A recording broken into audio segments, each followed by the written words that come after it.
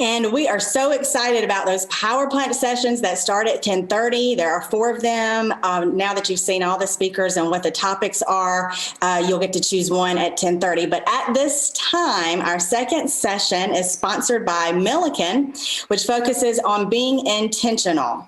Charlie Blackwell-Thompson serves as launch director for NASA's Exploration Ground Systems program based at NASA's John F. Kennedy Space Center in Florida, where she's coming to us today. She will oversee the countdown and liftoff of NASA's Space Launch System rocket and Orion spacecraft during its first flight test called Artemis 1. Named to the position in January 2016, Charlie is NASA's first female launch director. Her role includes leading and managing the launch operations planning and execution for the Exploration Ground Systems program and Exploration Systems Development Division, or ESD. She also serves as the cross-program lead to the launch integration team responsible for integration and coordination of launch operations across the 3 programs, SLS, Orion, and EGS. In her role as launch director, she manages the development of all launch countdown plans, the philosophy, and launch and scrub turnaround procedures and schedules, as well as the training approaches. Charlie graduated from Clemson University in 1988 with a degree in computer engineering and started with NASA following graduation. And like I said, she comes to us from Florida this morning. And again, if you have questions, please put those in the chat. Thank you, Charlie, for being with us today. Well, thank you. Can you hear me okay? Yes. Thank you very much. It is my pleasure to be here. As you know, South Carolina is my home. I still consider it my home, even though I've been away for a while. So it's always my pleasure to come back and be able to participate in events like these. I do have a couple of slides, so bear with me for a moment and I will get my screen share here, hopefully.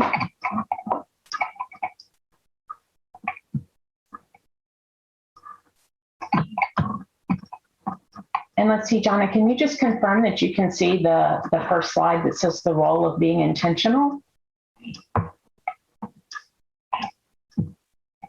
You could confirm for me when you can see that. Yes, I get it. Okay, very good. Well, let's see. So hello, good morning, everyone. I am Charlie Blackwell-Thompson, and I have to tell you, as a Clemson alumni, I love the all-in theme of this event. I am all in on the work that we do at NASA, and I'm happy to share what we do and some of the lessons that I've learned along the way. You know, I grew up in upstate South Carolina, and as I said before, while I've been away for a while, I still consider it my home. As a matter of fact, my son goes to school in Spartanburg, so I visit there quite a bit. So thank you so much for allowing me to be part of your event and part of your morning. As Jonna said, I'm the Artemis launch director for NASA. And as our nation prepares to return to the moon, I am blessed to lead the launch planning. And I'll talk a little bit this morning about focusing on a mission and the role of being intentional in your planning and in your execution. So with that, I'd like to start things off and share a video. And I'm hoping that the sound will come through. Let me enable that. Bear with me just a moment. I think I have the sound share, so let's. T-minus 1 minute. Engine start box go. Rock, report range status. Range green. Everything is go. AE main power off. Main power off. Status check. Go Orion. Grain board. 25. Flight lock in. T-minus 20 seconds.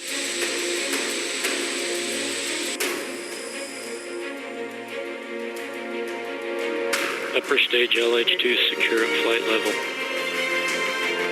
15. Rope ignition. 10. The igniters have been lit. 9. 8. 7. 6. 5, 4, 3, 2, 1. And liftoff at dawn. The dawn of Orion and a new era of American space exploration.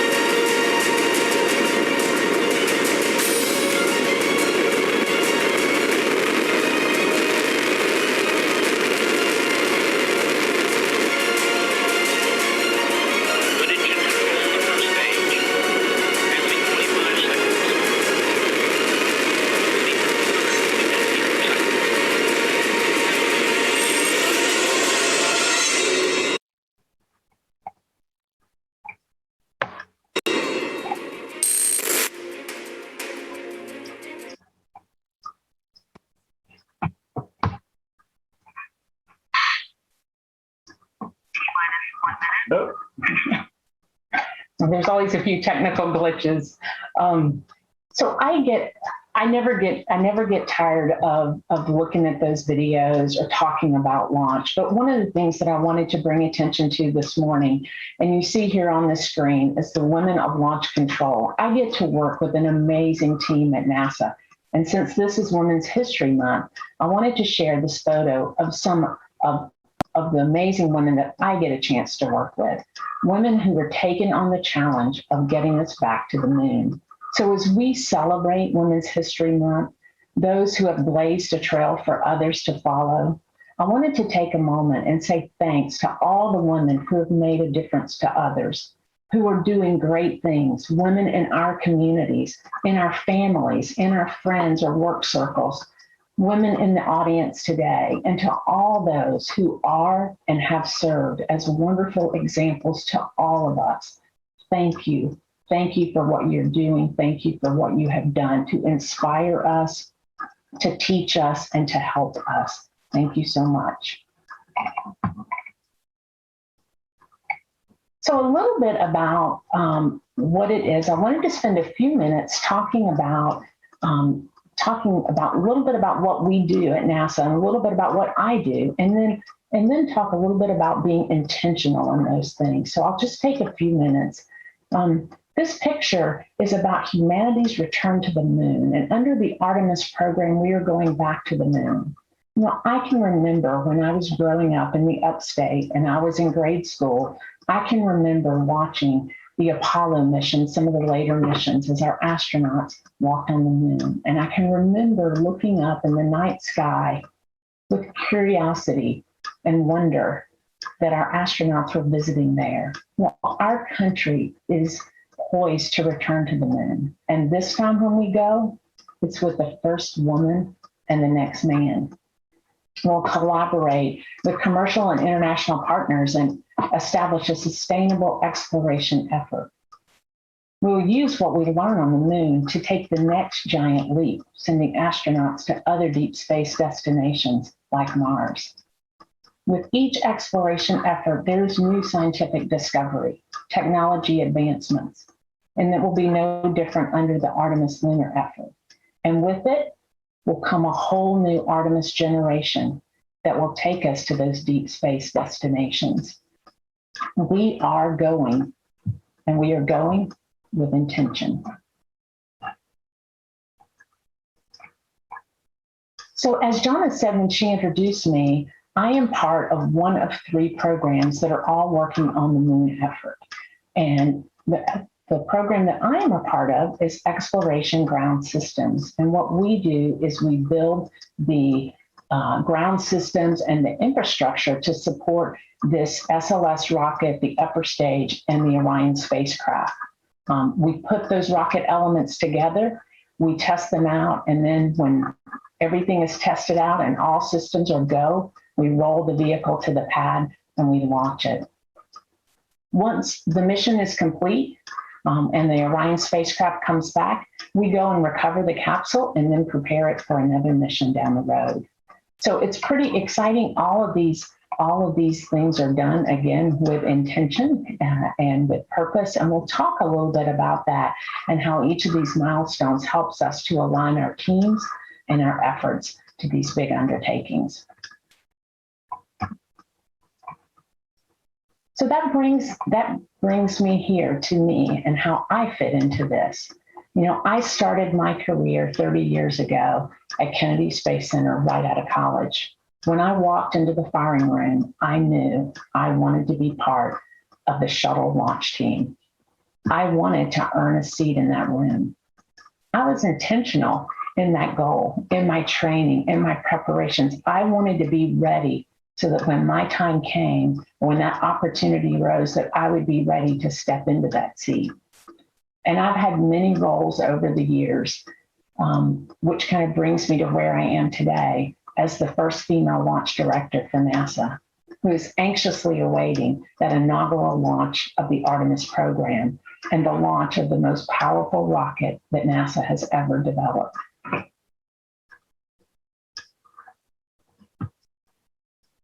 And so you might ask, well, what does that job look like on a day-to-day basis? What do you do? And so here are a list of some of the things. And Jonna talked about some of these when she introduced me. But it's building a team, it's building the launch team, it's building our countdown, it's building our day of launch capabilities, and it's that launch day execution. And when we do this, again, it's all done with intention, and it's done with the end in mind. So you kind of start at that launch day execution. What does launch day need to look like? How does our team need to perform? And that plays into how you plan your training, how you execute your training. How you build your launch countdown. What are the capabilities you need to operate on launch day? Your networks, your command and control systems, all the different tools that you use in the firing room. And so you absolutely do it with intention. And again, with that end in mind, where are we today? Where do we want to go? And what is the roadmap to get us there? And so that leads me to the discussion of intention. And so if you were to look up intentional, what you would find in the dictionary is it would say it is something that is done with intention. It is done deliberately. It's planned. It's on purpose. And I would ask, how do we apply that to our whatever our business, whatever our jobs are, or maybe it's even to a personal goal. How do you apply that? And so I'll talk a little bit about my take on it. I am certainly not an expert in this particular subject, but I do try very hard to be intentional in the undertakings of how we go about building this launch team, how I go about some of my own personal goals. And so if you think about, and Asika talked a little bit about this in her discussion as well. I was able to catch her discussion. And so what a great advice she had, a great talk. Intentional leadership happens at all levels, whether you're in the highest levels of management, whether you're working with a big organization, a small organization, or whether it's something that's more personal to you. It starts with what I call an assessment, which is taking time to evaluate where are you, and maybe it's even self-reflection. If you're like me and you wanted to be on that launch team, I had to do some self-reflection on where am I in my training and where is it that I want to go. And then there's this piece that's the formulate, and I call it formulate and communicate, but it's where am I, or where is my team, or where is my company or my project, what all of those things, where am I today? Where is it that I want to be? And it's formulating the plan or the path to how you get there. And if it involves a team of people, it also involves communicating that. And I would say the communication path or the communication part is just as important, maybe even more so than the other two. If it involves a team, if it involves your team. And the reason is that if you can't buy in, if you don't understand the why you're doing something, sometimes it's hard to actually move in that direction. And so the communication piece is extremely important, whether it's communicating your mission or your vision or your purpose or just or a goal. But that is extremely important. And then there's just the execution part. It's the go do it. It's get to it. And there's a bit of a do loop in these things, because sometimes you find that as you start into that doing phase, that there's a piece of it that, oh, I didn't think about that. Well, I need to go make a small adjustment. And so it's in that continuous improvement of going back and looking at, where am I relative to where I wanted to be? And how am I performing to that plan? Either a personal plan for where you want to be in your job, or a company plan for where you want to be based on a performance objective. But it's how am I meeting that goal? And what are the refinements that I need to do to ensure that, or to maybe make some corrections on my path? So to me, those are, again, I'm not a subject matter expert in this. These are just things that I have found that work for me. But intentional leadership to me is looking at where am I, doing an assessment, formulating, communicating, and then putting that plan into action. And let's see. So I'm a launch director, and so I think that there's always a benefit in having a countdown. And so this is not an all-inclusive list, but these are a few things that for me have worked in my approach to how we go about planning or taking on this launch planning endeavor. So at NASA, we're intentional about our missions and about mission success. We have big things that we take on that involve a large group of people that all need to work together. And if you think about, recently we had the Perseverance rover that landed on Mars, and the sights and the sounds and the information that's coming back is a tremendous achievement. It's a tremendous hardware achievement and mission achievement. But behind each of those impressive missions are a team of people. They are the force behind what we do.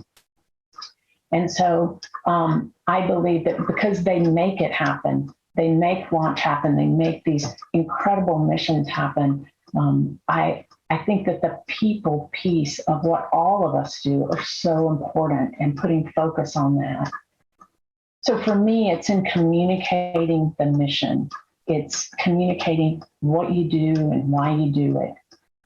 It's in giving feedback. It's creating a culture where people want to give you feedback, and you're able to give them feedback. And it's feedback that helps all of us grow as a team. It's listen to what others tell you, because sometimes that best feedback or that change in plan that you have to go do is because someone said, hey, did you think about this? And so it's really important to have a team where you can openly share, showing appreciation. I got a note just the other day from someone. It was a quick text that said, I really appreciate you taking this on. And I've been in the workforce for a long time, but those things still mean something to me. And so I try to remember, the rule that my mom taught me growing up, which is that you treat others the way in which you want to be treated. And so I try to send out those notes of appreciation, those texts, those thank yous, notes of gratitude. Tell folks when they do a great job that they did a great job. And sometimes I think in the hustle and bustle, it's easy to forget about those small things, but those are great opportunities to connect. It's a team effort. And remember, I think that at NASA and in most jobs, it's all about the team. And one thing I would say is that fits here a little bit is it's the effectiveness. When I say it's a team effort, launch is a team effort. And we have to all work together, and we have to help each other. But it's a team effort in general. I mean, you need a network, right? And I highly encourage you to have a mentor and to be a mentor, because you learn so much as part of those experiences. That's number 3. It's a team effort. Number 2, act rather than react. I think it's someone once said that thinking before acting is wisdom, but acting before thinking sometimes leads to regret. And on launch day, it is really important that our team is prepared and that we have practiced and that we are able to act and not react. And I think as leaders, as managers, as individuals, that's important as well, is that we understand how we want to show up in the moment and that we act rather than react. And then last, but certainly not least, or the number 1 here in the countdown, is focus on what matters. And sometimes what matters changes from moment to moment, but focus on those things that matter most to you, that matter most to your team, and apply your time, which is a very precious resource for many of us. Apply your time to that. Let's see, I think that is the extent of what I had prepared. So I don't know, Jonna, how we're doing on time, but I am happy to take any questions if there available? Or We actually have probably a good 10 minutes for questions. And how interesting, what great information on being intentional. We do have a question. What advice do you have for young women leaders who specifically work in manufacturing, that are heavily dominated by men? How have you been able to navigate through that world for all this time? Well, let's see. When I started at Kennedy Space Center 30 years ago, there were not a lot of women in the workplace back then. And so the advice that I would have is probably two pieces of it. Well, really three pieces of advice. The first is seek out a mentor. And it doesn't male or female. I have had men and women both that have helped me throughout my career, that have given me great advice, that have helped me. That's the first thing that I would say. The second is be you. Bring yourself. That is probably something that I didn't do well in the early stages of my career, because if I was struggling with something, or maybe, when I was trying to balance between home and work, I was hesitant to say that. But we all are unique and different, and it is a team. And so bring who you are, because that is so important. It's important for you to be who you are at work, and it's important for your team to recognize that and to leverage your strengths. And the other that I would say is, don't be afraid to raise your hand. Don't be afraid to have a question or a concern. And don't be afraid to raise your hand to say, I'm interested in doing that. I'd like to have a shot at that. And so it's be an advocate for yourself. I think that's sometimes hard to do, but I feel like that's a theme this morning, is to speak at the table, to raise your hand, to know that, be visible in the room. And sometimes we have a hard time with that. Another question received from Carrie Phillips. Over the last decade, there's been an increased focus on the women who blaze trails for women at NASA. Katherine Johnson, Poppy Northcutt, Margaret Hamilton. What lessons have you taken from them as you've progressed through your career there? Well, first off, you named some incredible women. And I have such a debt of gratitude to all of the women who came before me and our current generation workforce at NASA. And the job that they did, and the trails and the paths that they opened for us, are absolutely amazing. And one of my takeaways from them is, what a difference one person can make. And all of the names that you had, they were so impactful. And so to me, the first piece is, I look back in just with such great admiration for those women. And, it's one of my goals to make a difference for women in the workplace today. I don't know if I'll be as impactful as they are, because they are heroes to so many of us. But, it's my goal to take what they did and to try to help other women that are in the workplace today, either through mentorship or coaching or just sharing lessons learned, things that I've learned across the course of my career. And I think, too, you pointed at it a few minutes ago about having a mentor. I think that is so important as well. And I don't think people realize how valuable that is and can be. Finding the right person, the right mentor, to be able to bring your authentic self. And I think sometimes amongst women, that is hard to do, and hard not to have those walls up and not to be transparent. Have you found any difficulty with that?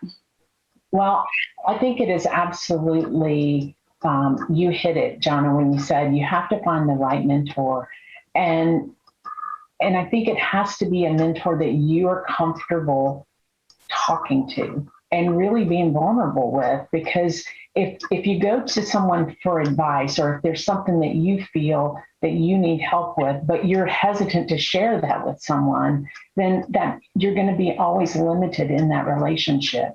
And so it's important to, find a mentor that you're comfortable with, that you're okay saying, hey, I need help with this, or this is not one of my strengths. How can I improve in this area?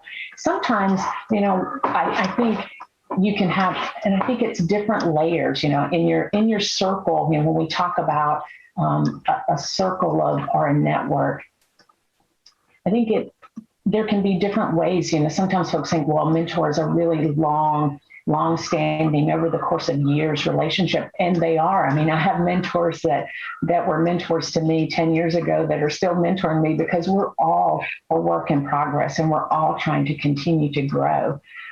But it can also be, you can see someone that you say, wow, they are great at this.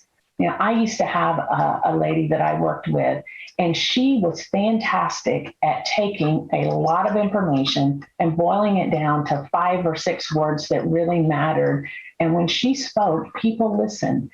And I'm a people person, I'm a talker. And so I went to her, and her name was Ruth. And I said, Ruth, you are great at this. How did you get so good at it? What lessons could you give a young engineer who's trying to refine maybe my delivery and trying to refine how I carry myself in a meeting? And she helped me with that. It wasn't a long-term relationship, even though I think those are really important as well. But sometimes I think it's just recognizing that this person does this thing great, and I would like to learn from them, and just asking them, making that known and asking them. And sometimes I think that's the hesitation. We sometimes have fear and not enough confidence in ourselves to just ask. We compliment and then ask in return for the lesson. You have several questions coming through. We have one from Kathy, who's asking, what are 1 or 2 things that you would recommend for parents or teachers to get young girls involved in the STEM area in science and technology? Because we know that women and females are minorities in that field. So a couple of things. I think teachers, so first off, for all you teachers out there, thank you. Thank you for what you do every single day. And I will tell you, I am here and I am an engineer because of a teacher, right? I had a high school teacher that said to me, Charlie, you should think about studying engineering when you go to college. And I wasn't even sure what I wanted to do, but because he encouraged me to think about it. So the first thing I would say is that encouraging our youth and our students to think about engineering and explain what some of that's about. Because I know for me, I wouldn't be here today doing this job if it wasn't for a high school physics teacher who encouraged me to think about engineering. And the other is in that information, and whether that's in having, speakers that come to the school or folks from the community talk about how they apply that STEM degree. But I believe that it's all in the sharing of the possibilities. And I'm here to tell you that the possibilities are endless with that STEM degree. And that's good to know. And I feel like it's also just a lack of knowledge on what can happen in that STEM field too. And all the opportunities, like you said, that are endless that folks can do. And what I find valuable about this is that we are talking to an audience mostly of women, but men on the call too. And as you stated, you had a male teacher encourage you. You have male mentors. So I also want to throw that out there that we don't necessarily, men have paved the way for many of these trailblazing women. And so I want that to also resonate with some folks. Holly has a question. I'm learning to be an advocate for myself. Do you have any good pointers on how to be your own advocate? She finds it very hard to do. Well, the first piece of advice that I would give you is that self-reflection piece. What are my strengths?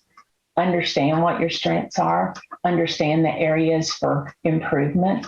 And again, be open and to getting others to help you kind of leverage, either take your strengths to the next level, or to help you with some of the areas where you want to go improve. But in terms of advocating for yourself, one of the biggest things, I'll share a story.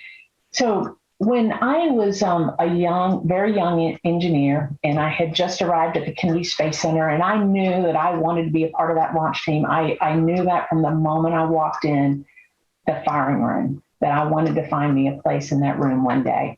And I got a pretty great place in the room today.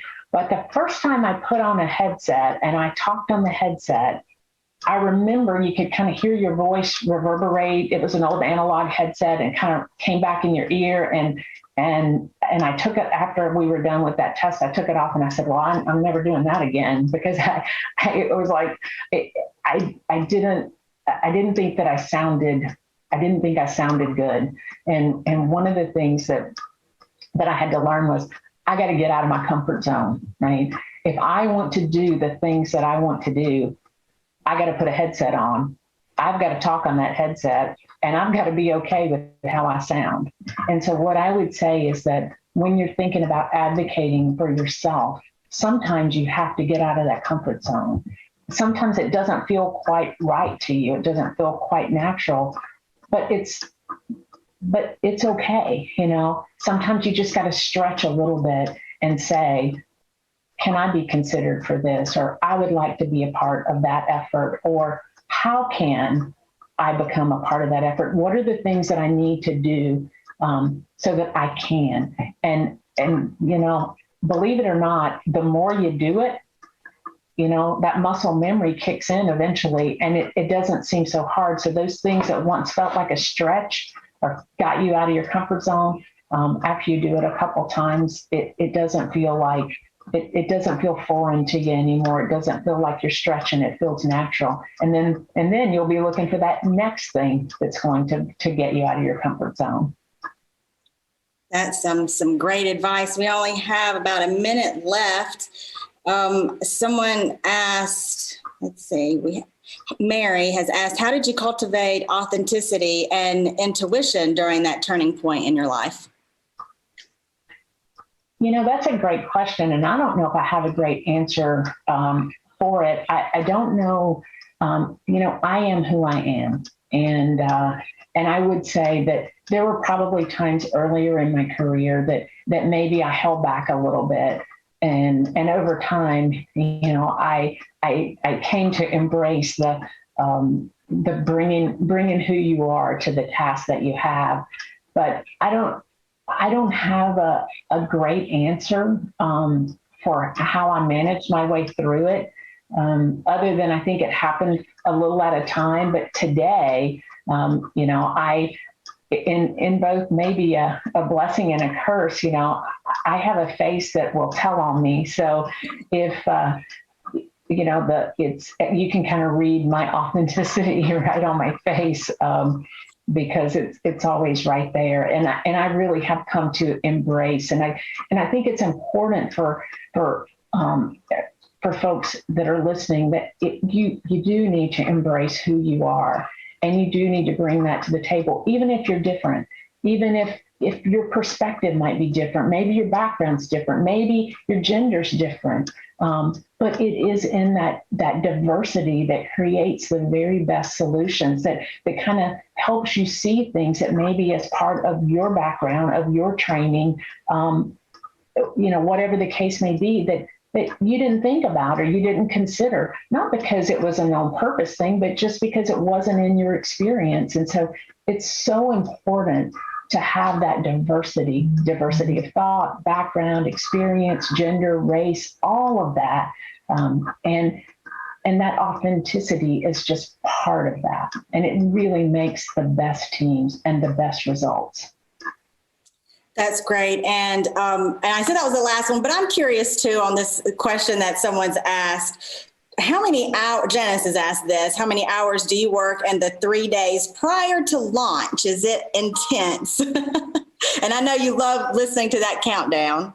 So how many days so the days leading up to launch are terribly exciting. They do tend to be longer days. They're not an 8-hour day per se, but it's it's all about the team, right? And so I have a great assistant launch director, and I have a technical assistant that work with me, as well as a team of engineers in the firing room. So our launch countdown, most folks think about launch and you think about that last poll right before you get into terminal count, when you're given those go, no goes for launch.